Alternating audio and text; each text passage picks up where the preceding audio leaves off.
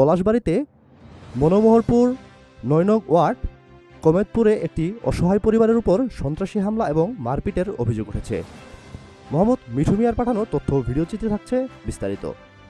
গাইবান্ধার পলাশবাড়িতে মনোহরপুর ইউনিয়ন ৯ নং ওয়ার্ড কমেতপুর বাসিন্দা মোহাম্মদ আনারুল ইসলাম এবং মোহাম্মদ আলিমুদ্দিন বিবাদী ছাগলকে নিয়ে কেন্দ্র করে একটি হামলা চালায় এবং সন্ত্রাসী মোহাম্মদ বাবু মিয়া এবং আব্দুল কুদ্দুস এই সন্ত্রাসী হামলা চালায়।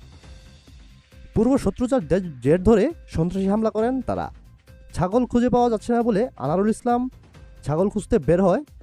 ঘটনাটির তারিখ হচ্ছে 12/1/2025 এবং ঘটনাটি ঘটে মাগরিবের নামাজের আগে।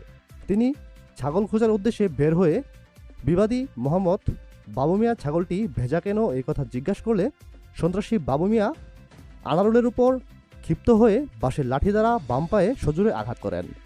বর্তমানে সে গাইবান্ধা সদর হাসপাতালে চিকিৎসাধীন অবস্থায় রয়েছেন।